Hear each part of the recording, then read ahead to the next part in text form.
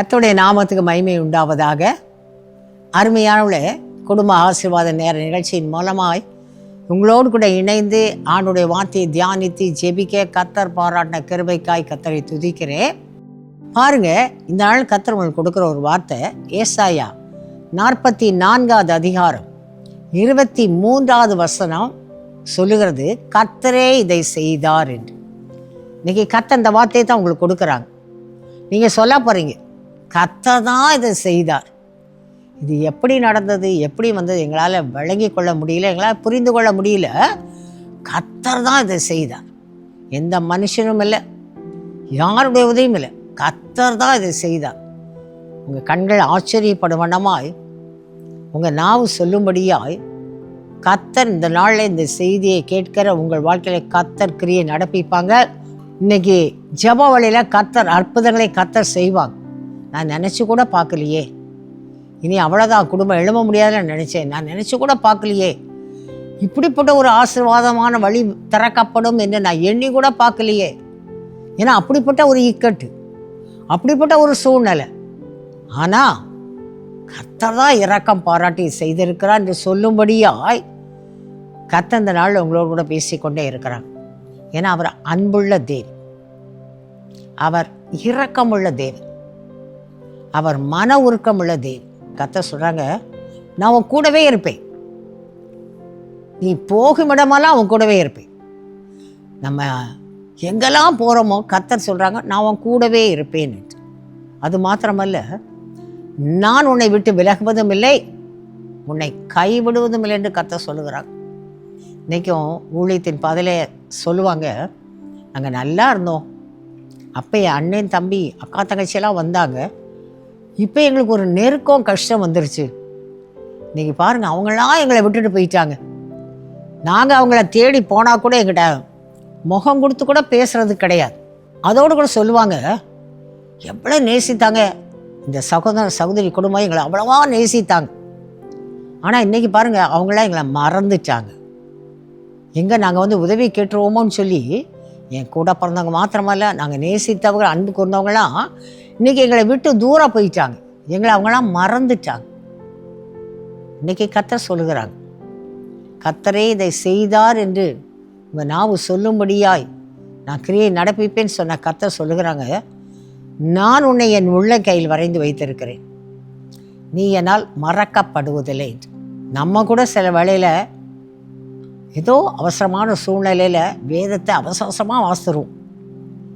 சில டைட்டு ப்ரோக்ராமில் ஆண்டவர் சமத்தில் காத்திருக்கிறது கூட மறந்து ஏதோ ஜோம் பண்ணிடுவோம். ஆனால் கர்த்தர் சொல்லுகிறாங்க, இல்லை, நீ என்னால் மறக்கப்படுவதில்லை. அவர் நம்மை மறவாத தேவனும் கூட. ஆகையால் கர்த்தர் இந்த நாளில் சொன்னால், கர்த்தரே இதை செய்தார் என்று சொல்லும்படியாய் கர்த்தர் உங்களுக்காக யுத்தம் பண்ண போகிறாங்க, கர்த்தர் உங்களுக்காக வழக்காட போகிறாங்க. இப்போ கூட கர்த்தர் உணர்த்துறாங்க, ஒரு சிலர் கோர்ட்டு கேஸ் நில சொத்துக்கள் சம்பந்தப்பட்டு இன்றைக்கி வழக்கு போடப்பட்ட நிலைமையில் என்ன ஆகுமோன்ற பயத்தோடு இருக்கிறீங்க. ஆவியான உணர்த்துறாங்க, இந்த வழக்கு என்னவாய் முடியுமோன்ற நிலைமையில் இருக்கிறீங்க. நீங்கள் சொல்லுவீங்க, கர்த்தரே இதை செய்தார், கர்த்தர் தான் வழக்காடினார், கர்த்தர் தான் எனக்கு யுத்தம் பண்ணினார் என்று சொல்லும்படியாய் கர்த்தர் கிரியை நடப்பிக்க போகிறாங்க. அது மாத்திரமல்ல, குடும்பம் பிரிந்து போகும்படியாய் கோர்ட்டில் வழக்கு டைவர்ஸ் விடப்பட்டு வழக்கு போடப்பட்டிருக்கின்ற நிலைமையில் கூட ஒருவேளை இந்த நாளில் இந்த நிகழ்ச்சியை பார்க்கலாம். இனி குடும்பம் சேர்ந்தே வாழ முடியாது, நம்ம குடும்பம் பிரிக்கப்பட்ட நிலைமையில் போக போதுன்னு வேதனையோடு கூட ஒருவேளை இந்த நாளில் ஆண்டவர் சமூகத்தில் ஜெபிக்கிற ஒரு சகோதரியை நீங்கள் காணப்படலாம். ஆண்டவர் சொல்லுகிறாங்க, உங்கள் நாவு சொல்லும், இது எப்படி நடந்தது, ஒரு பெரிய சமாதானத்தை கர்த்தர் குடும்பத்தில் கொடுத்துட்டாரு, இதை கர்த்தர் தான் செய்தார். எந்த மனுஷனும், எந்த வக்கீலும் இல்லை, யாரும் இல்லை, குடும்ப நபர்கள் யாரும் இல்லை, கர்த்தர் தான் செய்தார் என்று சொல்லும்படியாய் கிரியை நடப்பிப்பேன் என்று கர்த்தர் சொல்லுகிறாங்க. பாருங்கள், வேதாகமத்தில் லூக்கா 13வது அதிகாரத்தை ஒரு சம்பவத்தை நம்ம பார்க்குறோம்.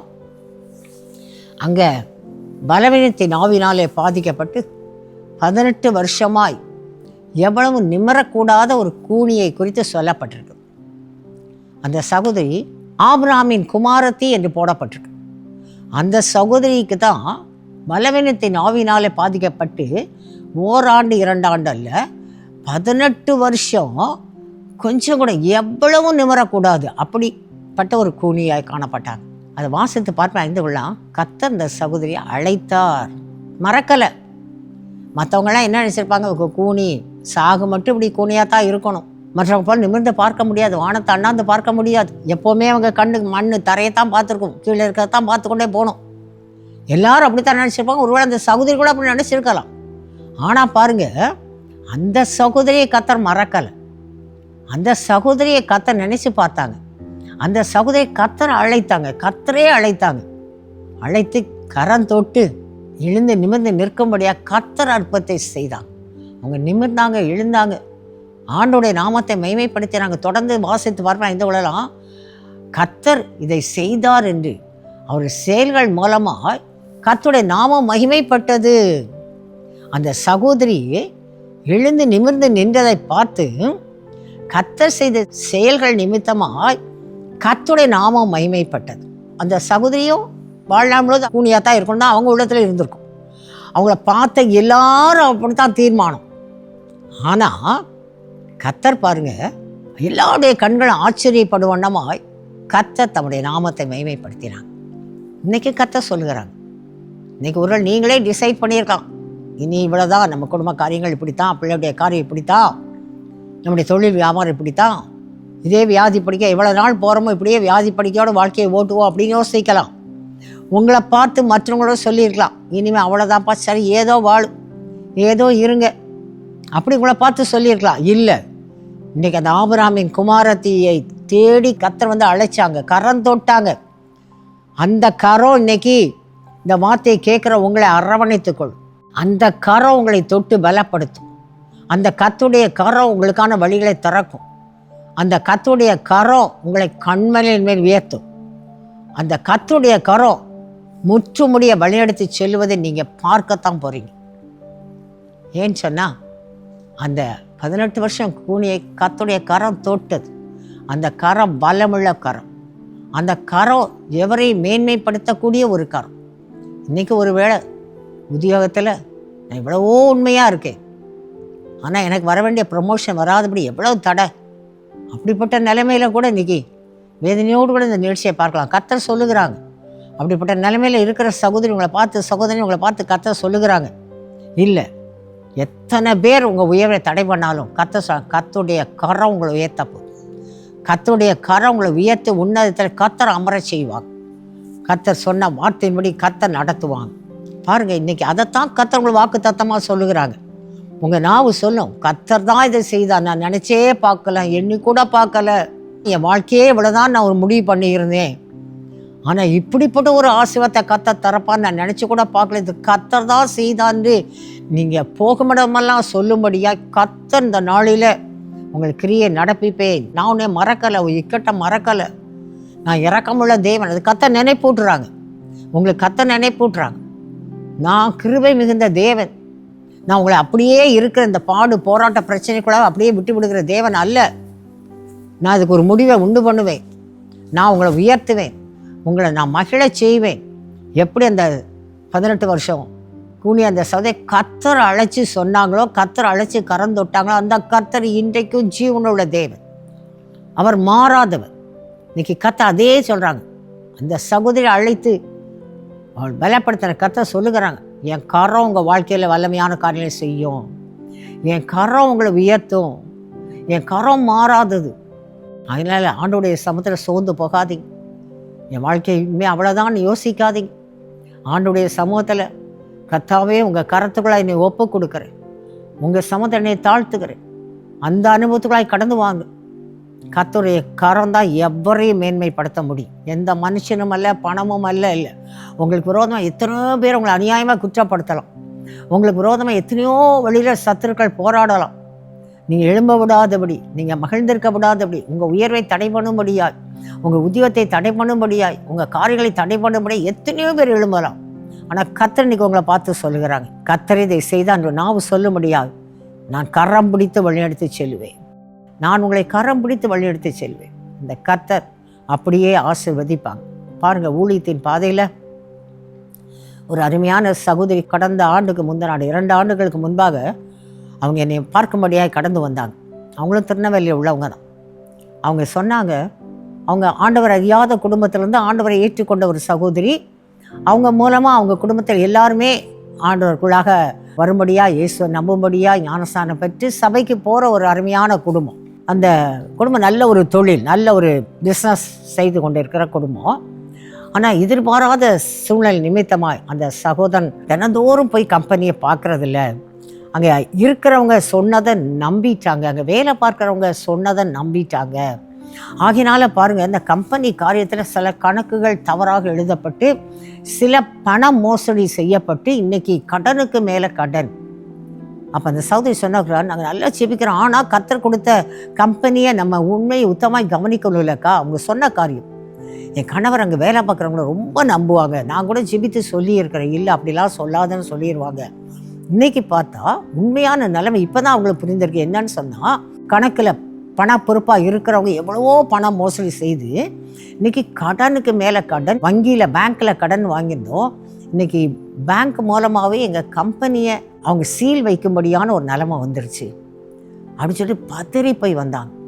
என்ன செய்யனே தெரியலக்கா, எதை வச்சு அந்த கடன் அடைக்குன்னு தெரியல, கம்பெனியை இழந்து போகிற ஒரு நிலைமையில் இருக்க, எத்தனையோ கோடி போட்டிருக்கோங்க்கா, என்ன செய்யனே தெரியலையே, எப்படி வாழ்வோன்னு தெரியல. என் கணவர் இதனால் ரொம்ப மன அழுத்தம், வீட்டை விட்டே வெளியே போக மாட்டாங்க, இப்போ செபிக்க முடியல, வேத வாசிக்க முடியல, தான் தவறை உணர்றாங்க, நான் செய்த தவறு தான், ஆனால் இந்த கஷ்டத்தை எனக்கு மேற்கொள்ள முடியலை, எப்படி நான் வெளியில் போவேன், எப்படி நான் வெளியே போய் தலை காட்டுவேன், இப்படிலாம் ரொம்ப பயப்படுறாங்கக்கா. மன அழுத்தம், பிள்ளைங்களுக்கெல்லாம் ரொம்ப சோர்வு, பிள்ளையுடைய காரியங்களுக்கு படிப்பு செலவுக்கோ மற்ற எந்த காரியத்துக்கும் எங்களுக்கு பணம் இல்லாத நிலைமையில் இருக்கிறோம், யாரும் எங்களுக்கு உதவி செய்கிற நிலைமை இல்லை, கூட பிறந்தவங்க யாரும் அவ்வளோ வசதி உள்ளவங்க இல்லைக்கா. இந்த நாள் ரொம்ப கஷ்டப்படும், ஆண்டவர் ஒருவர் தான், வேறு வழியே கிடையாது, எனக்கும் செபிக்க முடியல, நான் செபிக்க வந்திருக்கிறேன், அந்த ஒரு வார்த்தை சொன்னாங்க. இந்த நிலைமையில் யார் எங்களை மீட்டு கொண்டு வரவே முடியாது, கர்த்தர் நினைச்சாதான், கர்த்தர்களை நினைவு கொண்டாதான், கர்த்தர் ஒருவர் தான் இந்த காரியத்திலேருந்து இழந்து போய் இருக்க இந்த கம்பெனி திரும்ப நாங்கள் பெற்றுக்கொள்ளும்படியாக கர்த்தர் ஒருவர் தான்க்கா வழி திறக்க முடியும், உதவி செய்ய முடியும் அழுதாங்க. அவங்களோடு சேர்ந்து ஆண்டோடைய சமூகத்தில் 2 பேருமாய் கண்ணீரோடு கூட ஜெபிக்க ஆரம்பித்தோம். கர்த்தர் சொன்னாங்க, இழந்து போனதை நான் திரும்ப உனக்கு கொடுப்பேன் என்று கர்த்தர் வாக்கு கொடுத்தாங்க. அந்த வார்த்தையை பெற்றுக்கொண்டு அவன் சந்தோஷம். ஆனாலும் வார்த்தையை கேட்டோட சந்தோஷத்தை அவங்க சொன்னாங்க, ரொம்ப சந்தோஷம் ஆண்டவா, ஆனால் அது எப்படிக்கா முடியும்? நான் சொன்னேன், அது எனக்கும் தெரியாது, ஆண்டவர் சொல்லிட்டாங்க, இழந்து போனதை உன் கம்பெனியை தருவேன்னு கர்த்தர் சொல்லிட்டாங்க, எப்படிக்கா முடியுன்றதெல்லாம் எனக்கு தெரியாது, கர்த்தர் செய்வார், கர்த்தர் பார்த்துக்கொள்ளும், சொன்னவர் பார்த்துக்கொள்ளும், வாக்கு பண்ணினவர் மாறாதவர், வாக்கு பண்ணின தேவன் உண்மையுள்ளவர், அவர் அப்படியே செய்வார். இதைத்தான் சொல்லும்படி ஆவியானவங்க நினைப்போட்டாங்க, கர்த்தர் செய்வாங்க. அந்த விசுவாசத்தோடு கர்த்தரை மாத்திரம் நோக்கி பாருங்க, நோக்கி பார்த்து ஜெபிங்க, பிரதரையும் உங்கள் கூட சேர்த்து ஜெபிக்க வைங்க. அந்த மன அழுத்தத்தில் ஜெபத்தினால்தான் அவங்கள கொண்டு வர முடியும். கர்த்தர் செய்ய விசுவாச வார்த்தை அவங்களுக்கும் சொல்லுங்கள், விசுவாசத்தோடு ஜெபிங்க, நானும் ஜெபிக்கிறேன்னு சொல்லி அவங்கள அனுப்பி வச்சு அவங்க கடந்து போய் ஒரு 4 மாதம் கழித்து திரும்ப அக்கா அவசரமாக அவங்கள பார்க்கணும்னு சொல்லிட்டு வந்தாங்க. அப்போ அந்த சகோதரி சொன்ன ஒரு காரியம், அக்கா ஒரு நல்ல காரியம் பாருங்கள், என் கணவருக்கும் எனக்கும் தெரிந்த ஒரு குடும்பம், அவங்களும் இதே திருநெல்வேலி பக்கத்தில் தான்க்கா இருக்கிறாங்க, எங்கள் குடும்ப நிலைமை, எங்கள் கம்பெனி இப்படி பேங்க் வந்து சீல் வைக்கிற மாதிரி இருக்குதுன்றதால் அறிந்த உடனே என்னையும் என் கணவரையும் பார்க்கும்படியாக வந்தாங்க. அவங்க சொன்ன ஒரு காரியம், நீங்கள் ரொம்ப நல்லவங்க, நல்ல குடும்பம், நல்ல ஆலயத்துக்கு வருவீங்க, நல்லா எல்லாத்தையும் அன்பாக இருப்பீங்களே, எத்தனையோ பேருக்கு நீங்கள் உதவி செய்திருக்கிறீங்களே, அது எனக்கு தெரியும், இந்த இக்கட்டான நிலைமையில் நான் உங்களுக்கு என்னால் முடிந்த உதவியை செய்யலான்னு நினைக்கிறேன்னு சொல்லிட்டு வந்தாங்க. அந்த சகோதரி சொல்கிறாங்க, ஜெபம் பண்ணிட்டு போய் 4ஆவது மாதம் கழித்து வந்தவங்க சொல்கிறாங்க, அப்படி ஒரு சகோதரன் வந்தாங்க, எனக்கு தெரிந்தவங்க தான்க்கா, நல்ல வசதி, அவங்களும் எத்தனையோ பிஸ்னஸ் வச்சுருக்கிறாங்க. அவங்க சொன்ன, நீங்கள் எத்தனையோ பேருக்கு உதவி செய்திருக்கிறீங்களே, இந்த உதவியற்ற நிலைமையில் எனக்குள்ளே கர்த்தர் உணர்த்திக்கிட்டே இருக்கிறாங்க, என்னால் முடிஞ்ச உதவியை நான் செய்கிறேன்னு சொல்லி அவங்க என்ன சொன்னாங்களா, நீங்கள் கடன் பட்டிருக்க பணத்தை நான் இப்போ போட்டு நான் இந்த பிஸ்னஸை எடுத்து நடத்துகிறேன், நீங்களும் என் கூட பார்ட்னர், நானும் இதில் ஒரு பார்ட்னராக சேர்ந்துக்கிறேன், நீங்களும் இருங்க, அதனுடைய வருமானம் வரும்பொழுது அந்த கடன் காரியங்களை எப்படி நம்ம செட்டில் பண்ணணுமோ இப்போ நான் முன் பணம் கொடுத்து இதை முழுமையாய் சீல் பண்ணி அடைத்து போடாதபடி நான் இப்போ உங்களுக்கு உதவி செய்கிறேன்னு சொல்லி அவங்க வந்திருக்கிறாங்க. என்ன செய்யனே தெரியலேக்கா. நான் சொன்னேன், ஜெபிக்கிறதுனால கர்த்தர் வழி திறந்துருக்கிறாங்க. நான் திரும்ப அந்த சகோதரி ஜெபித்து அனுப்பினேன், உமக்கு சித்தமானால் இந்த காரியங்களை வாய்க்க பண்ணுங்க, வழிகளை திறந்து தாருங்க. ஆண்டவர் நீங்கள் அனுப்பின உதவி நாங்கள் நம்புகிறோம் சொல்லி திரும்பவும் விசுவாசத்தோடு ஜெபித்து ஆண்டவர் சித்தத்துக்கு ஒப்பு கொடுத்து அனுப்பினேன். கர்த்தருடைய பெரிய கிருபை அந்த சகோதரன் அவங்க வீட்டில் வந்து பேச எல்லா காரியத்தையும் செட்டில் பண்ண மறுபடியுமாய் ஆண்டுடைய கிருபையினாலே அந்த கம்பெனி துவங்கப்பட, வங்கியில் வாங்கின கடன் அடைக்கப்பட, மறுபடியும் 2 பேருமா இணைந்து பார்ட்னராக இந்த கம்பெனியை நடத்த இந்த நாளில் பாருங்கள் அந்த கம்பெனி கடன் முழுமையுமாய் அடைக்கப்பட்டு சகோதரன் பேரில் இருந்தால் அவர் பேருக்கே இந்த கம்பெனி செயல்படும்படியாக கர்த்தர் வழிகளை திறந்தாங்க. அந்த சகோதரன் சொல்லாத இடம் கிடையாது. கர்த்தர் தான் இதை செய்தாங்க. எந்த மனுஷனை நினைச்சே பார்க்க முடியாத காரியம் கர்த்தர் தான் செய்தாங்க. அவர் சொன்ன இழந்து போன நான் திரும்ப தருவேன், அவர் வாக்கு பண்ணினவர், மாறாத உண்மையுள்ளவர், அப்படியே செய்வான்ற வார்த்தையின்படி கர்த்தர் தான் இதை செய்தாங்க. இன்னைக்கு அதே கர்த்தர் உங்களோட கூட பேசி கொண்டே இருக்கிறார். உங்கள் நாம சொல்லும் கர்த்தர் தான் இதை செய்தார் என்று சொல்லும்படியாய் கர்த்தர் உங்களுக்கான வழிகளை திறக்க போகிறாங்க. ஆண்டவரை மாத்திரம் சார்ந்து கொள்ளுங்க. அவர் நம்மை மறவாத தேவன் என்பதை நினைவு கூறுங்க. அவர் அன்புள்ள தேவன் என்பதை நினைவு கூறுங்க. அவர் இரக்கமுள்ள தேவன், கிருபையுள்ள தேவன் என்பதை மறந்து போகாதீங்க. யார் நம்மை கைவிட்டால் அவர் கைவிடுகிற தேவன் இல்லைன்ற நிச்சயத்துக்குள்ளாய் வாங்க. அவர் என் கூடவே இருக்கிறான்ற அனுபவத்தை காத்து கொள்ளுங்க. கர்த்தர் தான் இதை சேர்ந்தான்னு சொல்ல முடியாது. கர்த்தர் அற்புதங்களை செய்வாங்க. கர்த்தருடைய நாமம் மகிமைப்படும். நம்ம ஜெபிக்கலாமா? நாம் ஜெபிப்போம். ஸ்தோத்தரிக்கிற ராஜா, நாங்களுமே நன்றியோடு துதிக்கிறோம், ஸ்தோத்தரிக்கிறோம் ஐயா. இந்த நாள் இணைந்து ஜெபிக்கிற ஒவ்வொரு குடும்ப சூழ்நிலையும் உங்களுக்கு தெரியும் ஐயா. ஒவ்வொரு குடும்பத்தின் காரியங்கள் உடைய கரத்தில் ஒப்பு கொடுக்கிற ராஜா. இன்னைக்கு கொடுத்த வார்த்தையினுடைய கர்த்தரே இதை செய்தார் என்று ஒவ்வொரு நாமும் சொல்லும்படியாய் கர்த்தாவை நீங்கள் தயவு பாராட்டுங்க, இரக்கம் பாராட்டுங்க, கிருபை பாராட்டுங்க ராஜா. அற்புதங்களை செய்கிற கர்த்தருடைய நாமம் மகிமைப்படும்படியாய் ஒரு அற்புதமான வழி திறக்கப்படுவதாக, கிருபை மிகுந்த தேவனுடைய கிருபை கடந்து வருவதாக, இரக்கமுள்ள தேவனுடைய இரக்கம் கடந்து வருவதாக. ஆண்டவரே, தனித்து விடப்பட்டு என்ன செய்வது தெரியாத நிலைமையை தவித்துக் கொண்டு ஒவ்வொருவருக்கு ஆண்டவரே நான் கூட இருக்கிறேன்னு சொன்ன கர்த்தருடைய ஆளுகை கடந்து வருவதாக. நான் உன்னை விட்டு விலகுவதும் இல்லை, உன்னை கைவிடுவதும் சொன்ன தேவனுடைய ஆளுகை கடந்து வருவதாக. அப்படியாய் கர்த்தாவை என்னோடு கூட இணைந்து ஜெபிக்கிற ஒவ்வொரு குடும்பங்களையும் ஆண்டவரே உங்க கருத்துக்களை ஒப்பு கொடுத்து ஜெபிக்கிறேன். அற்புதங்களை செய்கிற தேவனுடைய வல்லவள நாமத்திலே ஜெபிக்கிறேன். விடுதலை கொடுக்கிற தேவனுடைய நாமத்திலே ஜெபிக்கிறேன். தடைகளை மாற்றுகிற கர்த்தருடைய வல்லமையுள்ள நாமத்திலே ஜெபிக்கிறேன். ஆசீர்வாதம் வழியில திறக்கிற கர்த்தருடைய நாமத்திலே ஜெபிக்கிறேன் ராஜா. ஆண்டவரே, பலப்படுத்துகிற பரிகாரியாய் கர்த்தருடைய வல்லமையுள்ள நாமத்திலே ஜெபிக்கிறேன். இந்த நாளில் ஆண்டவரே ஜெபங்களை கர்த்தர் கேட்ட தயவுக்காய் நன்றி. இந்த நாளில் ஜெபத்தில் கலந்து ஒவ்வொரு மூலமாய் கர்த்தர் தான் இதை செய்தார் என்று மற்றவருடைய கண்களும் ஆச்சரியப்படுவனமாய் சாட்சியாய் கர்த்தர் நிறுத்துகிற தயவுக்காய் நாங்கள் நன்றி சொல்லுவோம். ஆண்டவர், முழுமையாய் தாழ்த்தி ஒவ்வொரு குடும்பத்தையும் ஒப்பு கொடுத்து ஜெபிக்கிறேன். நீங்க சொன்ன வார்த்தையின்படி கர்த்தர் அவரை ஆசீர்வதிக்கிற தயவுக்காய் நன்றி. உங்க நாமம் மகிமைப்படப்படுற கிருபைக்காய் ஸ்தோத்திரிக்கிறேன். உங்க நாமம் மாத்திரம் மகிமைப்படட்டும். இயேசுவின் மூலம் ஜெபம் கேளும் நல்ல பிதாவே, ஆமென். மெய்யாகவே இந்த நாள் கர்த்தர் கொடுத்த வார்த்தையின்படி இந்த நாளிலே இந்த செய்தியை கேட்குற நீங்கள் ஒவ்வொருவரும் சொல்ல போகிறீங்க. கர்த்தர் தான் இதை செய்தார் என்று சொல்லும்படியாக கர்த்தருடைய நாமம் மகிமைப்படும். ஆமென்.